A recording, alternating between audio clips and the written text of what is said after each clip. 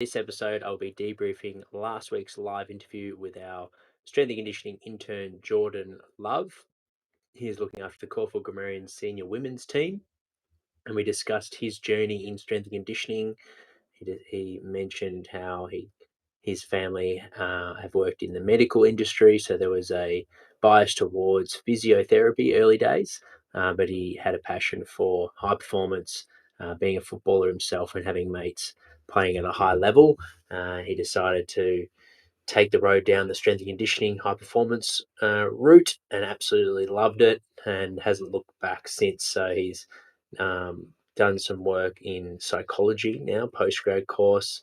He's working at our gym at Edge Training in Paran. He's also a strength and conditioning coach there, and he's doing big things in the football industry since doing a placement at the Geelong Falcons, as well as his internship and head strength and conditioning coach role at the Carlton Vickers women's team. So it was a great chat with Geordie for the developing S&Cs out there.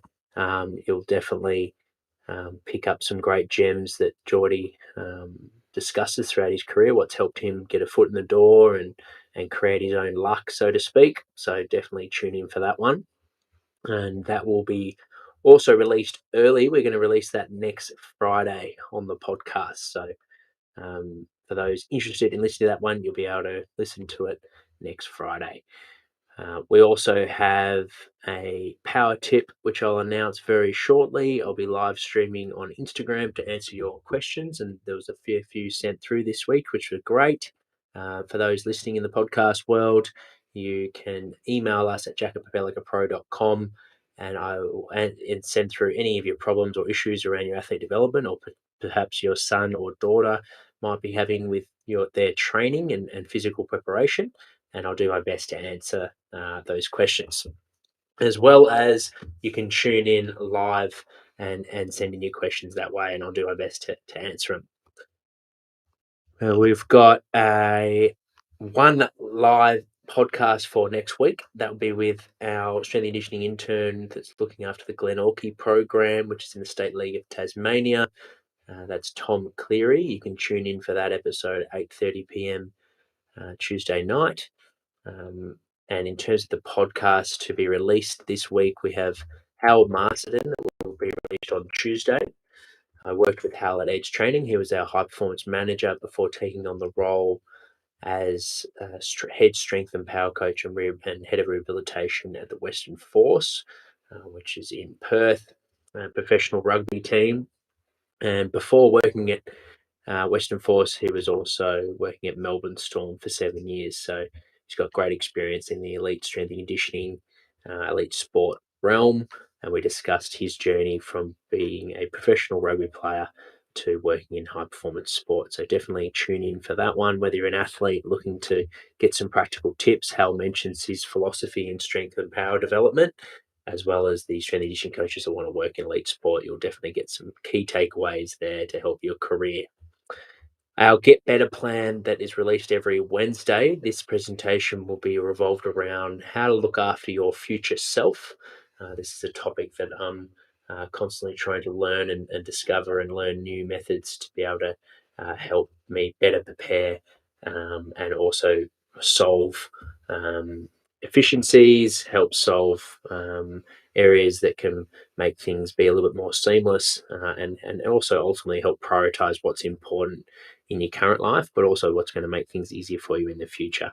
Because we're constantly going to have problems, so we don't want to try and just find the easiest way to do things now that's only going to make things harder in the future. Whereas if we can work hard now and make life easier in the future, it's going to make it probably a much more likelihood to have success in whatever pursuit you're trying to do, whether it be high performance in being an athlete or someone that wants to work in sport. Having the philosophy around looking after your future self is definitely something that you want to try and do if your aim is to grow and develop.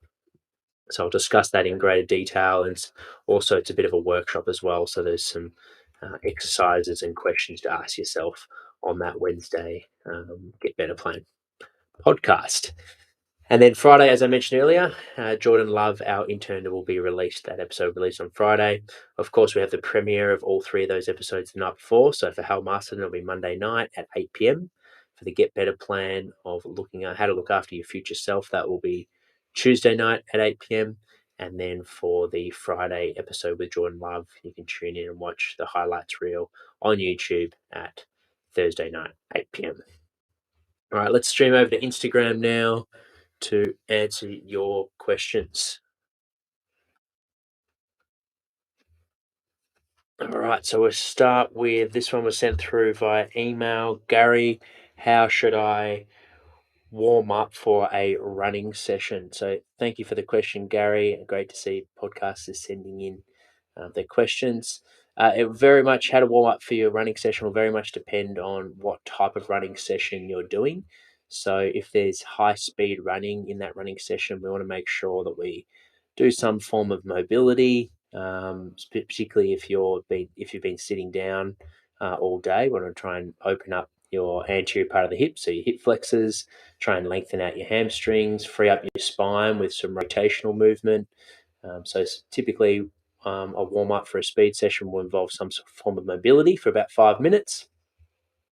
And then we'll do some light movement like some squats, some lateral squats. So working through different planes of motion, frontal plane, sagittal plane, transverse plane. So rotational work, making sure that we're getting the body nice and active and we're preparing the session, the muscles that are going to be utilized for change of direction and high speed running. So we'll do some movement-based work all throughout our mobility and our movement-based work. We're doing some jogging, some lateral shuffles, so getting our foot and ankle complex ready for that dynamic loading through those joints. We can throw in some plyometrics and some landing mechanics to get the body really fired up as well. And then that will also help your preparation from a tissues point of view. So making sure you're moving fast, not waiting for the first sprint, but actually doing some speed drills, some run throughs, and really gearing your body up for the whole session ahead. If it's just simply an aerobic session like a fartlek run on a Saturday and you're in the off-season pre-season, you can keep that warm-up pretty straightforward unless you feel like you need some extra recovery and some mobility work. If you're feeling pretty good, a warm-up for an aerobic fartlek session could be as simple as 5 minutes of just doing 40 seconds of some sort of stride throughs, run throughs and jogging, and then a 20-second walk, and just get the body temperature up and away you go for the fartlek run. So typically when you're warming up for a running session, Gary, think about what type of session you've got ahead of you, and therefore that should dictate the type of warm up that you want to do. Next question was from Sarah. Should I take protein powder? Great question, Sherith. Thanks for sending that through. I would take protein powder if your goal is to increase your critical mass. But mainly, my main advice around nutrition and supplements and spending money on your supplements, it's generally a waste of money unless your nutrition is down pat. So you're doing the basics really, really well, and you've been doing that for a long period of time. And if you've hit a plateau, then sure enough, maybe investing some supplements will help you break that plateau. But I would be waiting until the basics have stopped working for you. So things like making sure you're having protein from animal products in the morning, making sure you're having plenty of vegetables, you're eating clean food. So yeah, eating wholesome food. Try and stick away from takeaway, and making sure that your routine is consistent. Ultimately, the body can take time to adjust. So finding a routine that works for you, that of course you're enjoying, and you're enjoying the taste of those foods. It's not boring for you. It's not monotonous. But I would be focusing much more of my energy on what you're eating, opposed to spending time and money on supplements. If you were to go down the protein route and you're recommended to do that, then just make sure that you start light with the amount of protein that you take, and just let your digestive system adjust to the protein powder as well. Hopefully that helps answer your question, Sarah. But largely, like the first question from Gary, it will depend on your goal, and hopefully a food, focusing on eating real food will allow you to reach your goals through, whether that be increasing your muscle mass or just trying to maintain your muscle mass. The next question is from Victor. I'm trying to lose 3 kilos to help my speed and my endurance. What should I do? Great question, Victor. And this was sent through via email as well this week. And that's our last question. So unless you're listening on Instagram and you've got a question for us, then hit the question button on the bottom of your screen. More than happy to answer. But in terms of losing body fat, the key things to focus, obviously you need to train. And you need to train hard to put a stimulus on the body to be able to drop body fat and increase your lean muscle mass, which will help stimulate metabolism, help burn more calories. But the majority of successful people that drop and lose weight, it's because they've changed their lifestyle. So you'll hear the saying all the time, you can't out-train a bad lifestyle. So make sure that what you're eating is healthy. Avoid takeaway, avoid greasy foods, sugary foods, all the things that are in wrappers that are frozen, processed foods. Try and eat wholesome, clean food that's going to energize your body. It's going to help you feel good. It's going to nourish your body. It's going to fuel your training. And then, of course, you need to go hungry. And that's probably something that's undervalued. If you're trying to drop body weight and that's your goal, you will need to be in a calorie deficit. The key is that you don't starve yourself, but you will ultimately need to be in a calorie deficit if your goal is to drop body fat. And therefore, going hungry is your body using its own metabolism to burn your own fuel. So going off rather than just constantly feeding the body new calories to burn, we want to try and burn our own fuel. And that's by going hungry and being in that calorie deficit. That's where you're going to be dropping the body fat. So really important for those that want to lose weight, you need to be going hungry at least once a day and allow yourself to go hungry and feel hungry for 30 minutes to an hour.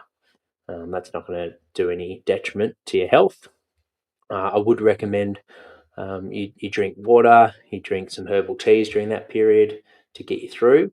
But ultimately, if you're not going hungry and you're trying to lose weight and you're not getting the results that you're expecting, then it's probably because you're overeating during your training recommendation. So I wouldn't recommend training more, rather focus on what you're eating and see how that goes for you. So great question, Victor. Hopefully that helps. And ultimately, if you're having trouble as well, make sure that you seek some professional advice with a sports dietitian because that's their expertise and they can definitely help you out. If you need one, just let me know. I'm more than happy to hook you up. And obviously, we've had a fair few on the podcast. I'm more than happy to refer one that's near your area, mate. Next questions come through from Dejal. This is live from Instagram. So if you are tuned in and you want to us to answer your question, just send it through. Trying to improve my young bloke's 2K to help with his AFL. He is 10 years old. Thoughts? Thanks for sending through, Giles. My thoughts around 2K time trial for a 10-year-old would be it is quite a long distance for a 10-year-old. So it's something that ultimately for kids under the age of probably 14 years of age, I wouldn't put too much pressure on their performance from an athletic point of view. We want to make sure they're enjoying it and that they're having fun because that's going to ultimately allow them to play football for longer. So it is a sensitive area, having big expectations on things like 2K time trial, 20-minute sprint at a young age. But I do understand being competitive and the industry is super competitive. The earlier start can have an advantage later on for sure. So there's a balancing act there, and some kids generally just love pushing themselves. And I've worked with a few kids that just absolutely love challenging themselves and pushing themselves. And for them, it's not a stress or it's not a strain having those expectations. So obviously you would know best him being your son, but something that I thought I'd add in terms of advice, typically running 3 times a week would be a good area. But if he's playing a lot of sport, maybe it's just once or twice to complement his long distance running. And we don't want to be doing long steady state efforts. We want to try and focus more on the quality of running at his age. So his body's still growing. and we want to make sure that he's developing as he should. So focusing on maybe 80-meter efforts, 60-meter efforts, 100-meter efforts, where because he hasn't had the years of preseason under him yet, his ability to be able to maintain good technique for a longer periods of time would be not there yet. So doing things like 500-meter efforts, 800-meter efforts, or 1K efforts may have a detriment to someone at that age. So breaking it up into shorter bursts, he'll enjoy that a lot more. And all you do is you just start to change the rest period. So week 1, he might be resting after a 100-meter effort for 20 seconds. After a couple of weeks, as he starts to improve his fitness, he doesn't need to go for now 200 meters. He might only go 100 meters, but he rests for 10 seconds. So that's how you can improve his aerobic capacity that way. And of course, the volume as well. So he might start with 2 sets of 10 100-meter efforts, and then in a few weeks' time, he's doing 3 sets of 10, for an example. But a most important thing would be for him to enjoy the training, keep it fun, make sure there's lots of games, and ultimately, if he's loving the training, he's going to do more of it. And if he's doing more of it, he's going to get fitter and improve his 2K time trial. The other last piece of advice would be just to simply have a strategy for his 400-meter laps. So having a goal for each lap and having a good pacing strategy will definitely help improve his performance for the 2K time trial. And that's not a bad habit for a young athlete to practice as well, is the way that you actually perform that 2K time trial and have a strategy going into it and play with a strategy that works best for him. So hopefully that advice helps, mate. Let me know how you go with it. Next questions. Jack Lawrence, any tips on goal kicking? That's definitely not my area. That's more in the skill technical area. We're just PLPlivechats Pro, purely strength and conditioning coaches, mate. So we're going to stick in my lane, and I'll refer on. I would go to the kicking dynamics or the kicking consultant, Tim Schmidt, Josh Gordon. That's their area of expertise, mate. So check them out on YouTube and Instagram, and I'm sure if you direct message them, they'll give you some tips and how to improve your goal kicking, Jack.